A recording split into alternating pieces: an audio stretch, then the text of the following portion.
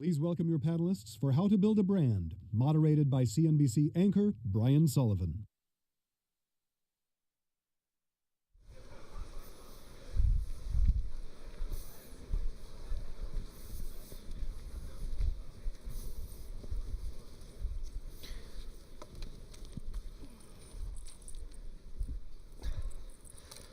It's all very serious in here, isn't it? Let's change that. They give me papers before these things. I'm supposed to look at them. So I will put them on my thing like I'm looking at them. Welcome, everybody. Thank you for joining us here on How to Build a Brand. You know, I was thinking, actually, Michael Milken could be on this panel because he's built a hell of a brand with this conference, hasn't he? It's pretty amazing. Really, really terrific stuff. Gets better every year. And this panel, I think, is going to be one of the highlights of my many years. My 18th year at the Milken Global Conference. Yeah, I know. I'm old. It sucks. I think this is going to be a real highlight because we did our little pre-call, and there are just amazing stories everywhere on this panel, and I think we're going to learn a lot. I'm going to try to shut up as much as possible and let the panelists happen. Let's talk about it. Got Dmitry Balyasny, Balyasny Asset Management, obviously chief investment officer as well. It's his company. His name is literally on the door. And I think he's going to bring a really interesting view because we don't think about hedge funds as brands, but they are, really. They may not be consumer-facing, but in the world of finance, certainly the brands are there as well. To my direct right, can you show off your Houston Astros World Series ring? Look at that. Everything is bigger in Texas. I don't know how she raises her hand, to be honest with you. Is Janet Gurwitch. She is operating partner of Castanea Partners, but more known as the founder and former CEO of Laura Mercier, or Mercier, as we say in Texas, Mercier Cosmetics and Skincare. Young buck to my left here is hoping to break into the world of fashion. His name is Tommy Hilfiger. Give him a shot. His clothes hang out pretty well, don't they? Tommy Hilfiger, legendary entrepreneur, designer, businessman, and amazingly, despite brand decimation, probably more relevant in the world of fashion than ever before. Jamie Salter is the CEO of Authentic Brands Group, and while Authentic Brands Group may not be a household name, you probably are wearing something that he owns, runs. What are a couple of your brands that our audience would know the best? Well, as early as today, we closed on Nautica. Today. Breaking news. Breaking news. Congratulations. At 6:30 tonight, we will tell everybody. You just did. It's But now he owns. So anybody here wearing Nautica? There you go. There's your new boss. But anything from lifestyle brands, Nautica, Juicy Couture, Aeropostale, Judith Lieber, who unfortunately passed away yesterday, Elvis Presley, Marilyn Monroe, Muhammad Ali, Shaquille O'Neal, the big man. It goes on, but mostly celebrity entertainment and lifestyle brands. A total of 32 brands in the portfolio today and distribution all over the world. And I want to say, to give Jamie a shout out, because he had this great idea with Shaq, who's basically a partner and a client. And Jamie tried to get Shaq here on a video format. We just couldn't make it work technically. And Shaq's got his basketball analyst duty. So I appreciate the effort, Jamie. Thank you. Well, and I just was desperate to be around somebody that made me feel small. It would have been spectacular. Tommy, let's start off with you. I mean, building a brand. What is that? What is being a brand? I mean, you're a man and a brand. What does that mean to you? How do you live your life and being both things? Well, I think the brand is obviously a separate entity. But for me, a brand is a living thing. It's something you have to nurture, you have to grow, you have to pay attention to, you have to evolve, you have to motivate it to evolve. And in this day and age, a brand is most importantly, a global brand is most important today, I should say. There is no American brand. Well, it won't survive. There are brands founded in America, but they become global brands. You have to be global. And in order to get the growth, you have to be global. When did you first realize that you were indeed a brand? I mean, we use the term brand a lot now. It wasn't something we said a lot 15 or 20 years ago. Like, trying to build my brand, bro. Like, that just wasn't a thing. Now it is. When did you first realize, wow, I am a man and a brand? When I was 18 years old, I opened my first business, and my dream was to build my own brand. So I started dreaming of how I was going to build my brand, and my dream was to build a global lifestyle brand. So I started out with menswear and added women's wear and added children's wear and added fragrance and shoes and jewelry and all of the things that make up a lifestyle brand.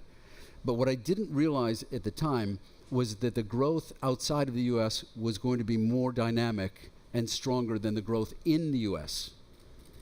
We'd built the US business, and the US business was literally exploding when we started going into Europe and Asia, which is where the real growth is today. And when was this, Tommy? The brand was founded in 1985. We went into Europe in 1991. We went into Asia in 1999. I mean, China is so really the strong part of with Asia. the exception of, a couple dorks on a modem, pre-internet. I mean, you built this thing globally pre-internet, the old-fashioned way. Pre-internet, but we actually married technology with fashion in recent years to propel the brand from a marketing standpoint and from a logistically intelligent standpoint. Sound familiar, Janet? It does. First of all, I've watched him all along, so I'm so impressed. Thank you. But I decided to start a cosmetics brand in 1996, Laura Mercier, and there was no shortage of mascara. So you had to ask yourself, why is there a need for a brand? And for those of you that are thinking whatever area it is, what is the need? What white space can you fill? And how can you be relevant? What is your point of difference? And I always ask when people come to me and say they want to build a brand, I go, like what? What is it? What do you have an idea? And I licensed the name of Laura Mercier, a French-born makeup artist who had a much prettier name than I do. And she also had a lot of credibility. She was a talented makeup artist. She was doing all the covers of Vogue. She was Madonna's makeup artist, Sarah Jessica Parker's, and that gave us a hook, which we needed. This is pre-internet, and we built a brand, and we focused on the flawless face, so the skin on the face instead of lipstick or eyeshadow color, and we found our place, and it was very exciting. We sold it in 2008. Shiseido, Japanese company, owns Laura Mercier now. And now I get to invest in great entrepreneurial brands, and Dry Bar is one that I'm very proud of. Some of you may know, a chain of blow-dry bars, and DollarShaveClub.com. I was an investor. It was a great experience also, both disruptive. You were in brands. Dollar Shave Club as well? I was. That did all right from what I understand. It did good. Congratulations. It did good. Better for Michael Dubin than for me, but very good, very good. Yeah, Hey, you were part of it. I think that's spectacular. It was I mean, great. it is. It was great. How many people said to you, because my wife worked in cosmetics for 21 years. How many people said to you, you can't start a cosmetics, L'Oreal will kill you. Revlon's going to eat you. There's 300 mascaras. Everybody. You're not going to get on the store shelves. How'd you do it? Well, I feel Laura Mercier had a point of difference, and there were very few people living behind the names on the brands. If you walked in Macy's on 34th Street, very few of those names were the people living behind them. And Laura was a real person, Bobbi Brown was a real person, and they were modern, contemporary, and had a different approach. And I think traditionally, when I entered cosmetics, it was very formulaic. They would tell all of us, no matter what our background and our ethnicity, that we should all wear the same things in spring and fall of that year. And what I loved about Bobbi Brown, who preceded me, is she said, look the best you can look. And it intellectually made so much sense to me, and we found a lot of customers that agreed. I didn't realize you guys kind of grew together at the same time. Same time. Well, much bigger, but no. Don't sell yourself short, Jamie. No. Jamie, you're a little bit different in a way because you buy brands. I would say, resuscitate. Is that a fair word? Sure. Just to say. So when you build it, you're not building a brand, you're buying a brand, then you're building it from that base. How do you know what brands are going to do well, that resonate? Not every brand is good. Well, I mean, the first thing we do, we actually take a page out of the Tommy Hilfiger book. Tommy is a good friend and does help me from time to time when we are looking at brands. But what we do is we really look for global brands. Does the brand have a global footprint? And that's important today, because back to what Tommy was saying, if you don't have a global footprint, you're probably losing more than 50 to 60% of really the consumer market out there. It used to be where the U.S. would be a majority of the market in Western Europe, but today, whether it's China or it's Latin America or it's Korea, there's just big markets out there now on the global side that consume a lot of consumer lifestyle. But how do you define global brand? Because we could have somebody here could have a small company with an Instagram profile, and they've got followers in Asia or Europe. Does that make them a global brand? Well, I mean, look, history is important. How long has that brand been around? Has a brand been around for 5 years, 10 years, 15 years, 20 years? The longer the brand's been around and the longer it's had sustainability is very, very important. And looking at the actual profile of that brand, looking at Instagram, how many followers does it have? How old are they? Are they millennials? Are they older? Are they women? Are they men? Really actually taking that data and dissecting it, because at the end of the day, people always say, well, how do you guys figure out, if it's a good brand or it's a bad brand? We sort of make a joke that we have this guy in the back, just like they do from baseball, and he, takes all this data and he puts it into a machine, and, out comes a good answer or a bad answer that we should buy the brand. But the truth of the matter is, we do a lot of that to figure out, is it a good brand? Should we buy that particular brand? And, 9 out of 10 times it's a no. Why no? What do you see that's wrong? Nope. It could be that it doesn't have global distribution, doesn't have a great archive file. There were never innovators in the brand, which means that you will not be able to bring that brand back. Tommy Hilfiger is a perfect example of why this brand will last forever, because you can go back decade upon decade upon decade and just keep bringing back those great designs and those great nostalgic pieces that are in the Tommy Hilfiger, because he was a great designer and continues to be a great designer. So he will live forever. So if Tommy Hilfiger ever becomes available, that would be a brand that we would definitely want to buy. Is that an ask? Is there a meeting after this panel? He's asked me many times. Oh, yes. Okay. But the reality is that Jamie has the magic. When he buys a brand, the brand basically explodes. He licenses it to many different categories. He doesn't own any inventory. He's like the Uber of the brand business today.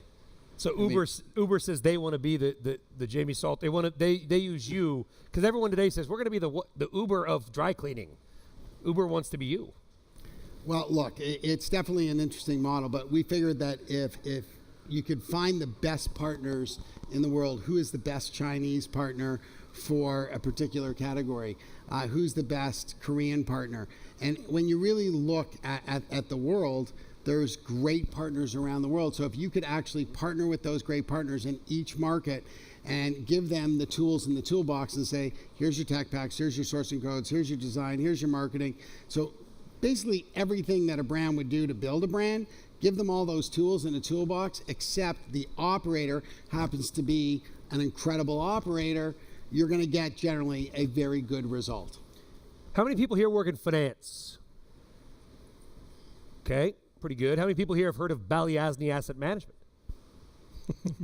Don't raise your own hand, Dmitry. Well, somebody had to raise a hand. So look, there was a lot. You are a brand, but it's weird because you're in an industry that, as I know all too well, tries to keep itself out necessarily of the media. Is Balyasny as a brand important to your business? Yeah, I think so. I think of it on a few different dimensions. So one, we're in the talent business. So we're constantly recruiting portfolio managers, analysts, these days computer scientists, engineers, and data scientists. And you're competing with not just other hedge funds, but you're also competing with technology companies and all sorts of industries for that talent now. So you need a brand, or also just something that people think of when your name gets mentioned. What kind of a firm is it? What kind of a company is it? What words come to mind, right? So for us, like, we always want to be thought of as performance-driven, collaborative, development-focused, as a great place for people to work. And if you don't kind of get that out there via reputation and doing a few events, the younger folks are not really going to hear of you. And the second way is through your client relationships. That's also your brand and your reputation. What do clients or potential clients think of when they think of your firm? And what is that reputation?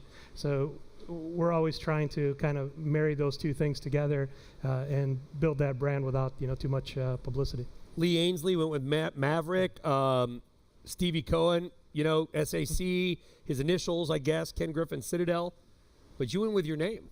Yeah, it's funny. We actually tried a bunch of other names, and they were all taken. All of them were taken? What did you want to call your company? It's pretty hard to name a hedge fund these days. Hilfiger Asset Management? What was your actual name? Yeah, exactly. But so we wound up going with Balyasny. We had a short acronym of BAM, which was a little easier for folks to remember. It is. And do you find that brand recognition for what you're known for because you're in a niche industry. I mean, most Americans they'll know who Tommy is. They're not going to know. No, I don't. Yeah, and that's okay. We're not trying to necessarily market that broadly. But for example, we did a recruiting event at Stanford, and we had a booth in between Uber and Google, right? So it's Uber, Google, Balyasny, right? And the kids at Stanford are like, who the heck is that? But that's who you're competing with for talent. And while you can't offer some of the things that those firms can, you can offer an experience where they're much more likely to influence the course of a company and have a big impact as being the next computer scientist at BAM versus the next computer scientist, I would argue, at Google. No ultimate frisbee on the roof of the Manhattan skyscraper, right? Oh, occasionally. Jump. Only on Fridays. It's interesting. He brings up recruiting, Tommy. I never really thought of it that way in terms of planning for this panel, which was you're building out your company. It was obviously built around you, but you needed great people around you. How much did once you got the name recognition, how much did that help get the people that you needed and wanted? It helps a tremendous amount, but you'll lose people unless you have something to offer them. So you have to offer them growth, offer them opportunity, offer them the ability to really tune into what the entire company is doing.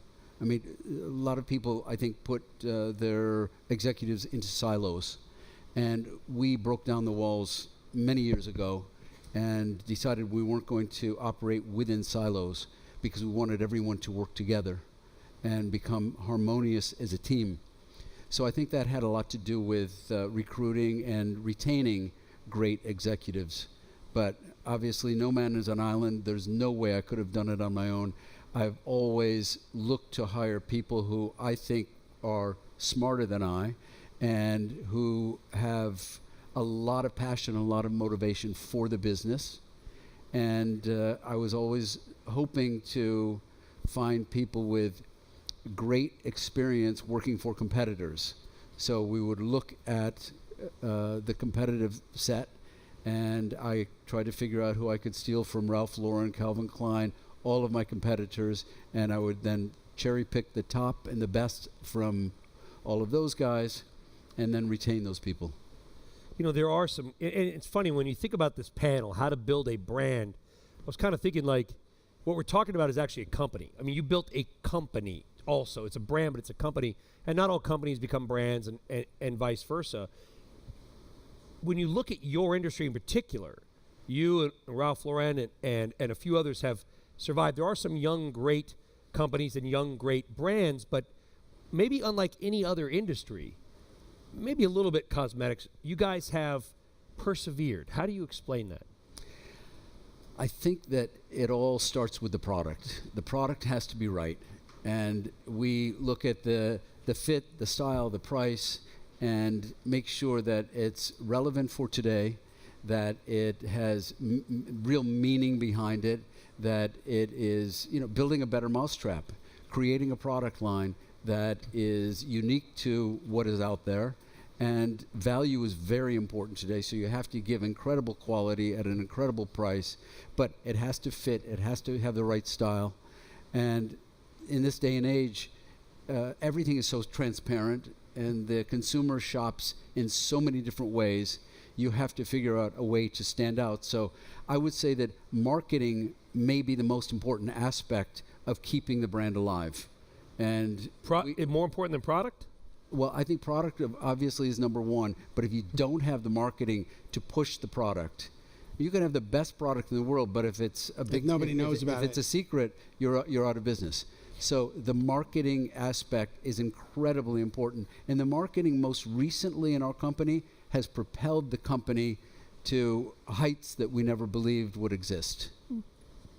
Unique marketing, social media, celebrity marketing, bringing on people like Gigi Hadid with millions of followers. We really became disruptive in the industry as a result of the see now, buy now fashion shows, where the consumer can sit at the fashion show, click and buy whatever they see on the runway, have it delivered that day or the next day. And a lot of old timers continually have a fashion show buyers, show the press, and deliver the clothes 6 months, 9 months later.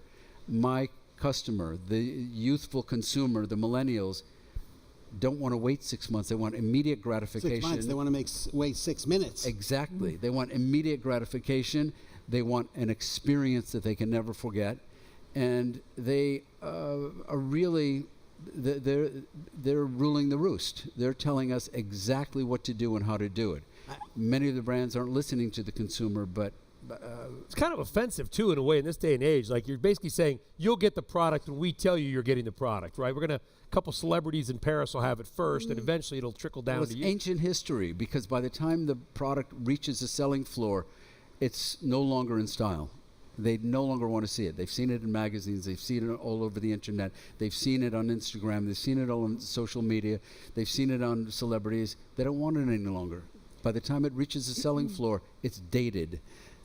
Well, technology has totally changed cosmetics, the beauty industry. And it's so interesting because it's such a mature industry, and you wouldn't think there'd be a massive growth. And why has there been massive growth? And it's really the iPhone 4, where a selfie. It's the first time you could take your own picture, and many, like, I don't ever take my picture, and yet there are people that take their picture every day, and they do it with makeup.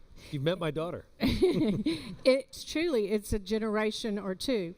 And to think that technology so impacted the beauty industry, such a mature industry, I mean, you wouldn't think that, but really there's a study that when the iPhone 4 came out and the selfie started, what a big change, and the demand increased. Also, thanks to YouTube, you could have a top makeup artist like Laura Mercier be on YouTube, show someone who lives in Iowa or somewhere where she didn't have access to great makeup artistry, and she could learn.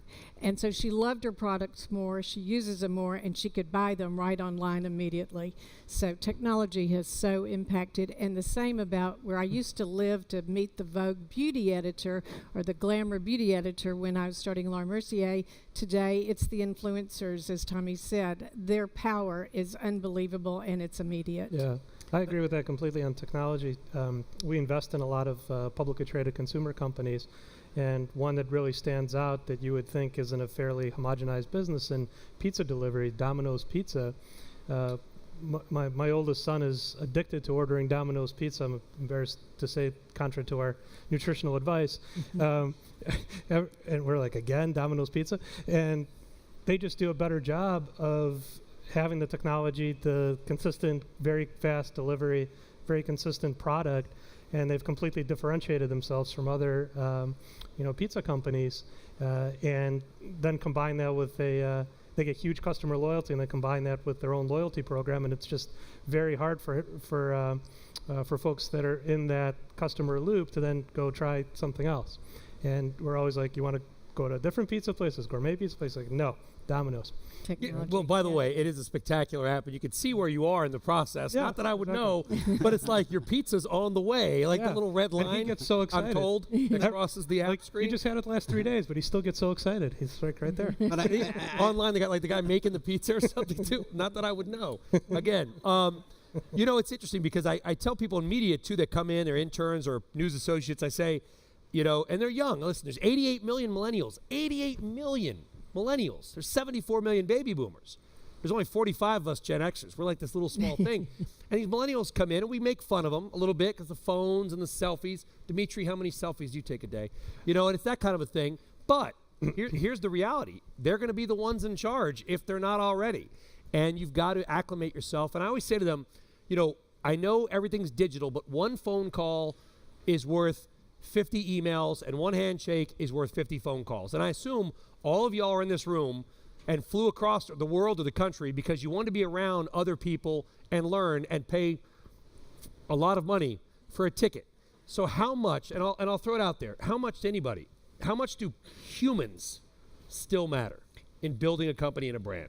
Can I use the Houston Astros as an example? No, I hate the Astros. Houston Astros, when we invested in 2012, was the worst team in baseball. And, in fact, The Tonight Show made jokes, and it was just the worst team. Well, it was the 6 tones of orange on the uniform for I years. think that was it. Yeah, but no hits. Actually, I like those. Yeah, I like those. And really, they said we had a 0.0% people watching us on TV. Like, it was a disaster. And then Jim Crane, who is the major owner of the Houston Astros, came in, and he changed everything, and he brought Jeff Luhnow from the St. Louis Cardinals, and statistics, and, it was like Moneyball times 10. Just amazing what they've done with analytics. But what I think is most impressive is how they've mixed human touch with that. And for example, Verlander, who we just took in, and some of you probably don't know anything about baseball, and neither did I, to be honest. But we just brought in someone that statistically would say was older than we needed, whatever, but our gut was to bring him in. And if we hadn't, I don't believe we'd win the World Series. So I think the combination of the two, you still have to have Tommy's gut. You still have to have the right mix, I think, of technology and gut. Yeah, but I think it's incredibly important. Big data is something that we focus on a lot. Today, we manage 217 million followers amongst all of our brands. So that's a lot. But it gives us incredible information. And yeah, it's a little scary that, we sort of know what you buy, when you go on your Instagram. And, people sort of laugh, but we can tell you when to post.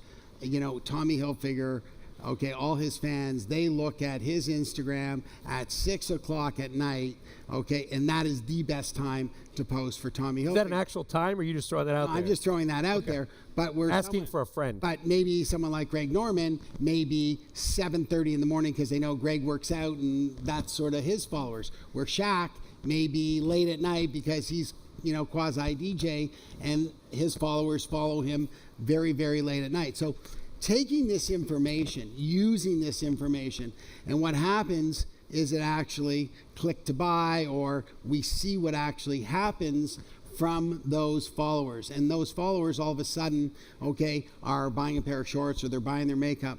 But what really happens is it gives us, a lot of information on what inventory to make, on what inventory to have on the shelves. And that actually shortens the lead time, and that's why lead times are shortening up in the retail business. But more importantly, it actually corrects a lot of the errors that were being made from the human in the past, from the merchants that would choose the blue jacket or choose the red jacket.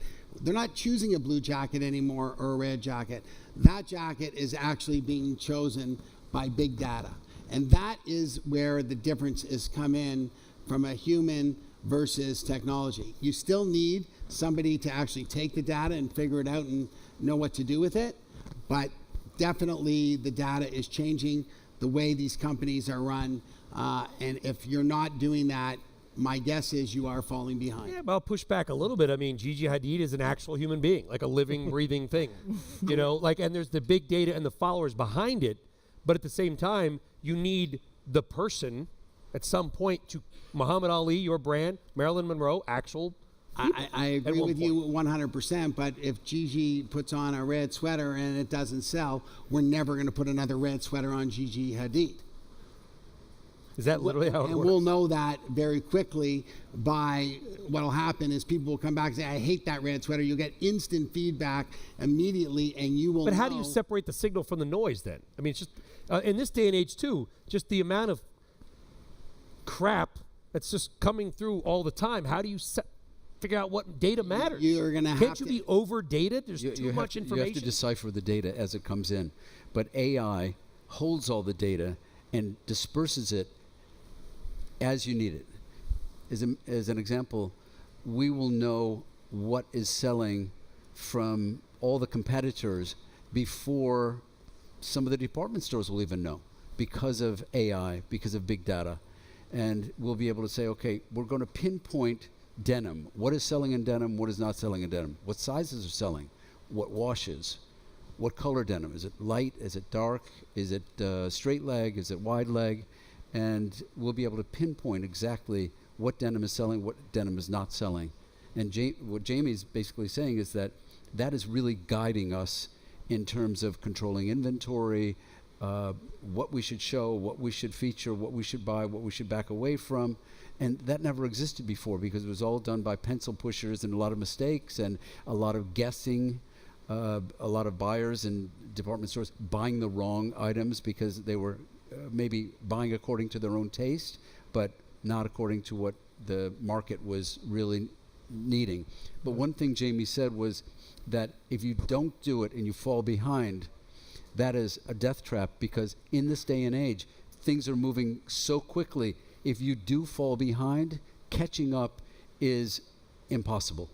It's no longer that, okay, I had a bad season, or I had a tough selling season, and I'll catch up next season. It's you're really done if you have one or two bad seasons, as they say. I mean, because if you fall behind, catching up is an impossibility today. I mean, think about it's it. Moving so quickly. Think about it like a restaurant. Okay, at the end of the day, you go into the restaurant, and the restaurant has so many steaks, and they have so much fish, and a lot of people come in, and they generally know what their customers eat: steak, fish, chicken, whatever. Take that information and now try to make sure that you know what they eat in China, and then what they eat in Korea, and what they eat in Latin America. And by the way, they all eat different food, but at the end of the day, it all still says Tommy Hilfiger on that sweater. So the question is, do you need red sweaters in China, and do you need pink sweaters in Latin America, and do you need blue sweaters in the United States? It's not always the same. Just because it's the Tommy Hilfiger brand, it doesn't mean that necessarily it's the exact same SKU that is being sold in each country. And that's why the data is so very, very important, because, look, Zara's mastered this, okay, where they ship the right product to the right territory. But really using that data is key to the success of these consumer branded companies. Yeah, it's probably been the biggest change in our business in the last 4 or 5 years. So we have about 80 different strategies and investment teams, everything from purely systematic to purely discretionary. But the use of data has been the consistent driver across all of them. And the best performing teams now, or even the purely fundamental teams, have figured out how to integrate much more data into their process and how to systematize more of the best of what they're doing. A lot of the challenges come from, and where you can really get insights, is purely statistical folks require a lot of a huge amount of historical data. And if you can combine it with a more fundamental approach of what you think actually has worked for you based on experience, where that data might not be even available that far back, you can use a shorter period of data and still get very good results before the purely statistical folks have figured that out. And that kind of goes to your point of, where is the line? How much data do you actually need? How much is too much and how much is not enough? Or combining it with people that, with their own intuition and experience of what logically makes sense. it's a little off topic, I guess, for the panel itself, but in the world of finance, which so many people in the audience are in, if everybody's got the same inputs, Exactly. where's your alpha? Exactly. How do you because if you watch this network, CNBC, you see a lot of commercials where they say, don't try to beat the market, 25 basis point index fund and you're set for life, you've got to convince people that's not the way to go.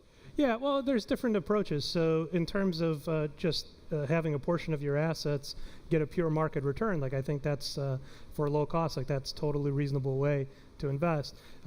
But there's also a portion of people's capital, in particular institutional capital, that they want to get a pure alpha return that's not contingent on what the overall market does. And so you have periods like last year where that seems very silly, where the market goes up every month. But then there's also 5 and 10 year periods where the market really doesn't do much or doesn't do very well at all. And alpha-based strategies do very well. So they're sort of different products. And for really alpha-based strategies, you really need to figure out how to differentiate and consistently churn out uncorrelated alpha. So using that data and combining it with fundamental insights, you can come up with things that work before other folks that don't have all of those resources that they can bring to bear on the same problem. So Janet, you're very successful, sold your company. So now you invest in brands. So what would be just a swipe left, or which is the bad one? What's the turnoff? When people come, they want you to invest in your brand. You look at something and go, nope. Well, I've been lucky with 2 brands that are disruptive, and I was thinking how technology couldn't help us find those brands, because these founders found new ways to do something. So Dry Bar, which is, for those of you who don't get your hair blown dry, we wash and blow your hair dry, and we charge $45. It seems I've never tried listen, that. Dmitry says he had one bad experience. Still But recovering. it seems a weird when someone listen. If I was an investor, and I'm obviously not, that's why I talk about investors. I'm probably not smart enough to be an investor. Somebody says I want to charge $45 to blow dry somebody's hair. And the demand I would was have run there. out that door. How did you know that was going to work? Well, they already had 11 shops. I do not invest in ideas. A lot of people, I always think if someone had come to me and said, I'm going to start a transportation company and I'm not going to own any cars, and people are going to do it on their phone, and you're going to get in with a guy you don't know. It was a good idea. Yeah, I mean, I would have not figured that out. But so we invest in companies that are doing $20-25 million, and then we try to take them to the next step. So you have a little basis to know. So they already have a following, and that's where that's our skill, I think, knowing which one of those have the potential to be global, to really be. So how many do you look at a year? So we probably look at. I get hundreds, but and very few make the cut. Very few. What's the biggest problem? Why don't they make the cut?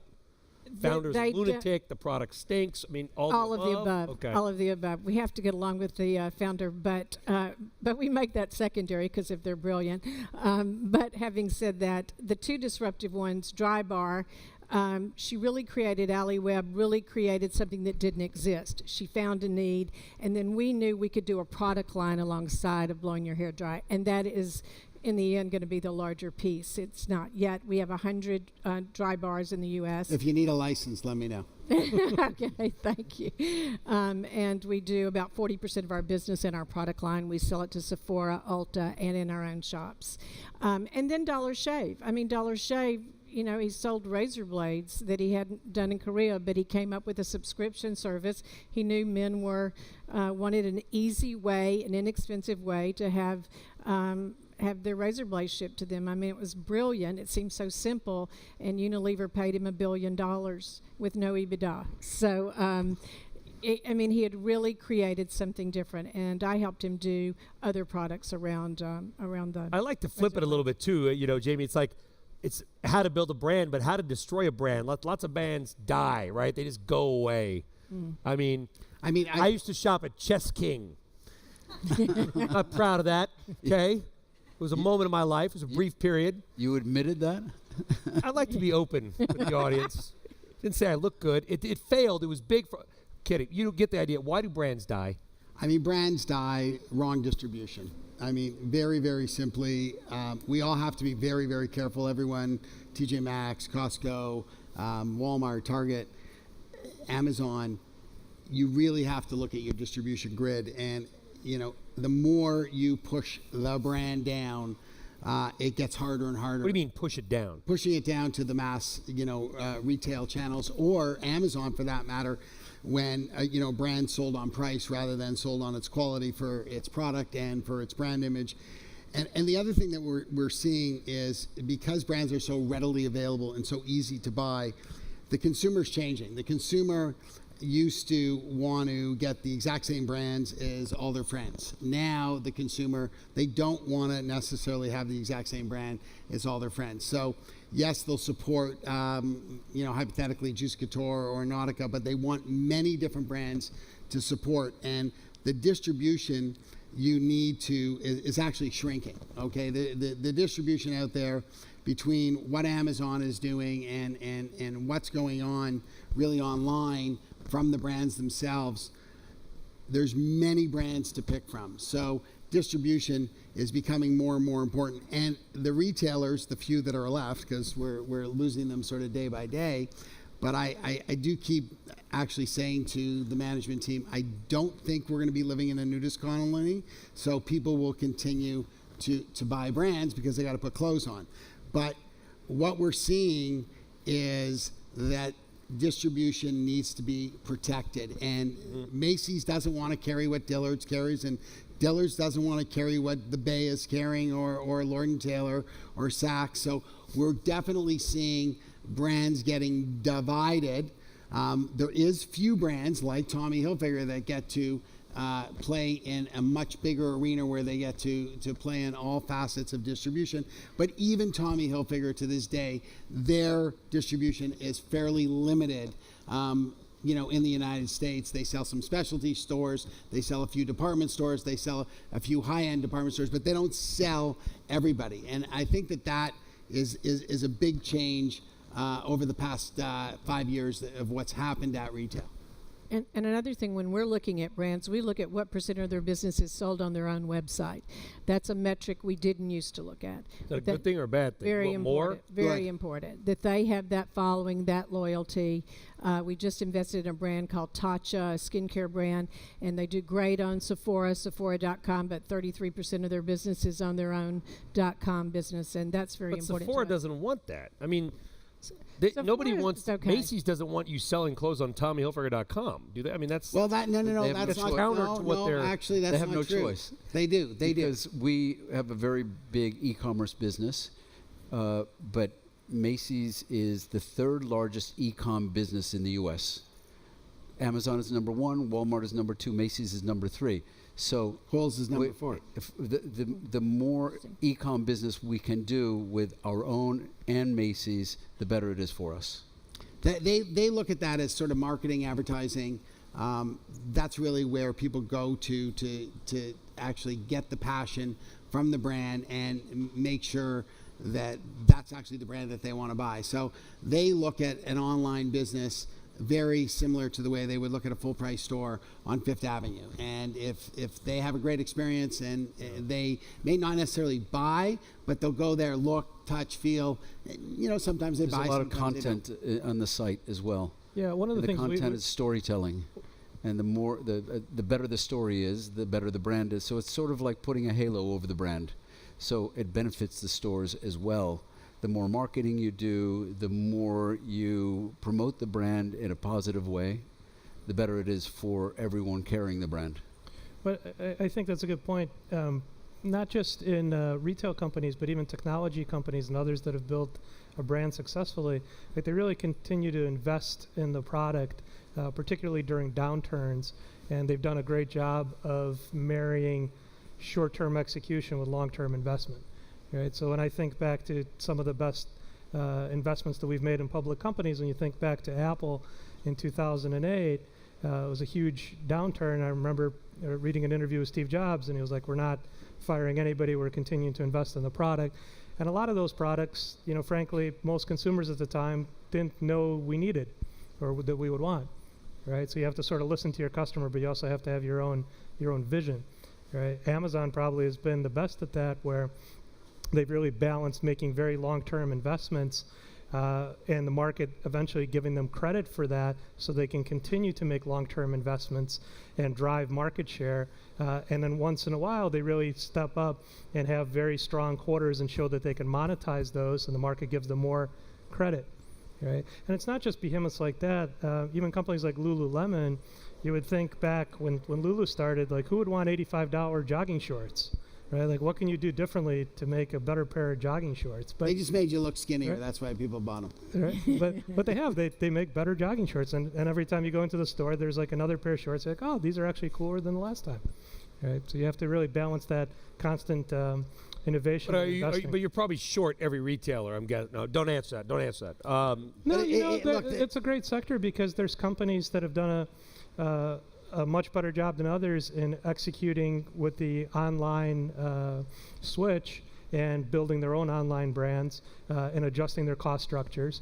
And then there's those who haven't. And so it's a great spot for a long-short strategy. But I also think that going online is really, really important, especially if you're in the consumer space, because you get early reads, right? You get very, very early reads. If you have to ship it to Macy's, then it's got to go from the warehouse, it's got to get into the store, and then they got to wait till they put it at 50 off before anything sells. Okay, of course, not Tommy stuff. But, I mean, at the end of the day, long time. You put it online, you get an answer in 3 days, you know, oh, well, this is really going to work. We're going to make black eyeshadow.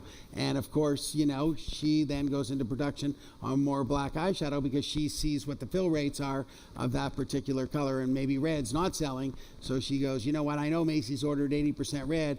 I'm going to change that and flip it around. You can tell he doesn't wear eyeshadow. Black, red. But at the same time, I definitely don't wear eyeshadow. no comment. By the way, Tommy does put a little bit of eyeshadow. No, I'm fully caked here. Let's just be clear. Is there? And Jamie, close your ears for this one. There's no way to value a brand, is there, from an investment perspective? That's a good question. We don't think of it separately. We sort of think about it in terms of the overall quality and durability of the company. So when you think about if you're short a stock, for example, and you think they're going to miss numbers for this quarter, is it a problem just for this quarter, or is it a secular issue, right? And the company with a strong brand, they might have a mishap for a quarter, but you have to give them a lot more room that they're going to figure it out, and their customers are going to stick with them. Those that are manipulating accounting to try to make numbers for the quarter and not investing in their product and losing their customers, that could be a much more secular issue. I would think that when a company becomes a verb, you've made it, right? Like I'm going to go Xerox that, right? It may be a Rico, but you're going to Xerox it. I'm going to Google that, and then they change their name to Alpha, which I still won't say. Like that you wonder if there's that's a weird brand. It's a brand decision. You've just gotten to be the verb status, the ultimate cachet. Yeah, you obviously have to be a but very, I wonder very if it strong affects company the to value of do the that. company in any way, or is it literally just who cares? It's the balance sheet, cash flow. We're good. I think that's a very high bar. There's probably only a couple companies in the world. Probably that a terrible really do example. that. Yeah. I mean, Xerox is really a bad example. Yeah. But I highly disagree. Kleenex? I do think that there's huge value in brand, and yes, I'm not saying I would short the retail sector, but I would probably be shorting the retail sector in most places, because I do agree that model has to change. And what you have to look at is you could take any great brand out there. If for some reason the brand isn't doing well as far as making their numbers financially, why? Okay, David Simon's not in the room right now, but maybe it's because the rent is too high. Maybe it's because they have too much debt from the private equity guys that are all in the room here. Okay, there's a number of reasons why brands don't do well. And a lot of times, it's not necessarily because of the people that are running those businesses. It's sort of the deck that they got handed when they came in to be the new CEO or the new management team. And it's up to them to really evaluate, okay, on how to fix it. And I understand that's sort of my job. But some of these brands are great, great, great brands. And why they end up in our hands. That's what I was just going to say, no offense. Why do they sell to you then if they're so great? But it's not because they did anything wrong. It could be because their leverage is too high, okay, and they can't make their debt payments because. Well, then they did something wrong. But not necessarily. It wasn't necessarily them that did it. It would maybe the private equity guys that over-leveraged, their brand. Okay, it wasn't necessarily them. I mean, they sold to them and they ended up. Yes, they sold to them. I understand that. No one forced them to sell. But it could. Jamie's also saying that it could be many different problems. Could be that the product is wrong. Could be that it's not relevant anymore. It could be that they're in the wrong malls. It could be the wrong locations. Could be the wrong department. But it may be stores. none of the above. It may be that the brand just failed because the debt was too high, or the brand failed because the real estate was too high as far as how much they're paying on their leases, and they can't get out of their leases, right? So there's many reasons why brands don't work, and that's why I think there's huge value in some of these brands. And if I'm a sort of an investor, I would look at the brand value. And there's a lot of brands out there that have. I'm a little confused, Tommy, because I keep hearing on one hand you guys saying, well, in this day and age of big data, we can make instantaneous decisions. Red sweater's not selling. Yellow is. Get more yellow out there.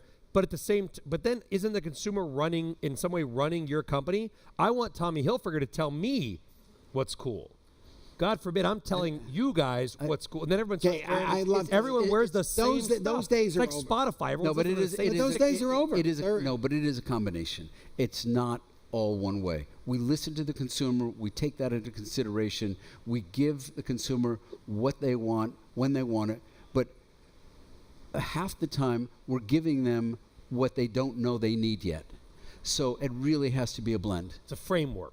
Use the data as a framework. It's some sort of I think you could call it a framework, but it's really not. What it is gathering information and data about the customer base today, putting it together with what you feel as a company the product should be, or the marketing should be, or what the next step should be, and you blend it together.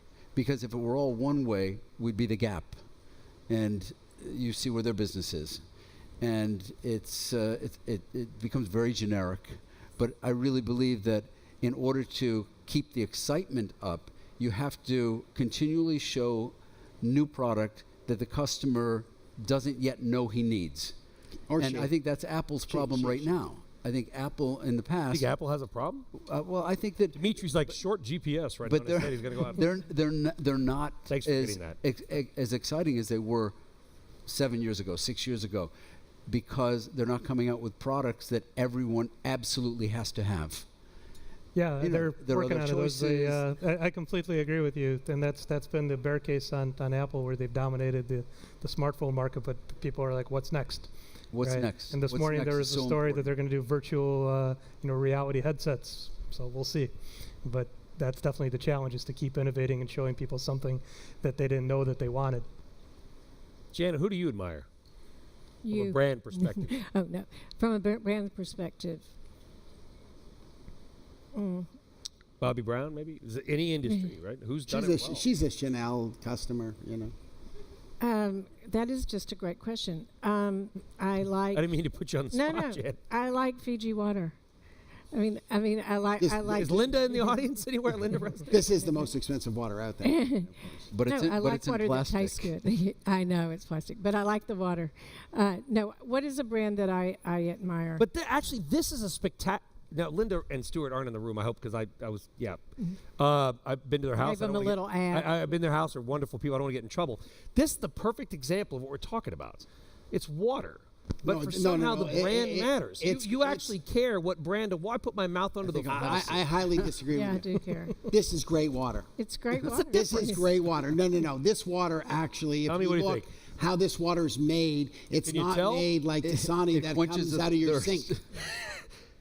I mean, it's much better water than water is more expensive. Bottled water is more expensive than wine, and gasoline. Seriously, on a per gallon basis now, and it's water. And it is a little rude. That is the ultimate way to build a at brand. the restaurant. This would be the great. You go to 7-Eleven or whatever, and there's 50 bottles of water. How do we get someone to reach for our bottle? Well, it's interesting. My private equity group, we have Essentia water, which I also love. And what's your hook? And it is great tasting water. I mean, it's pH balanced. Does anybody drink Essentia water? Yeah, I mean, it's great water. It really tastes better. And a lot of doctors had even started recommending it. It has a great pH What? factor. Yeah, I know. But you know what I mean? That's the ultimate question in building a brand. You open that refrigerator case, and there's 50 brands. And the hardest thing in the world to do is to get the person to go like that. That's true. How do you get them to do that? To get Laura Mercier makeup when there's 600 Revlon and what's L'Oreal interesting products? on Laura Mercier is how it's changed. So I started a brand in 1996, and I had to get it in magazines, and I had to get a lot of. I had a top PR person. What's a magazine? I know. So they used to have them, and they had beauty editors, and it was key. And today, you, as an entrepreneur, you have so much more power on getting your message out there, and then getting with the influencers. We just launched something with Tatcha, this brand we invested in, and had 120 influencers to a Japanese hotel in LA. Made it all very authentic, and it's unbelievable the power these influencers amazing? had and helped our launch at Sephora. But the reason that she hired 120 influencers, the next question you should ask her is, how many followers did those 120 influencers have? And how many are bots? And she's going to tell you they had a lot of followers because, lot of bots. you know, at the end of the day, those influencers actually Do they work? send Do they mess- work? Yes, Does it because- work? Okay, so ask most people in this room Let's if ask they Kim buy something. Kardashian. What can Let's we ask Kylie. Yeah, what can Billy. we They learn? have 100 For the Kardashians. Million for Kim 110 million followers. So, So well, she's now launching her fragrance. I think I'll- today. I'll give you I don't know how many people are from the advertising world, but we spent $50,000. We have a huge influencer program inside ABG, and we actually spent $50,000 on buying certain things with influencers. We drove $850,000 in sales in one day, $850,000 in one day, and through the week we drove about $1.3 million on $50,000. Now that's really good ROI, okay? Incredible ROI.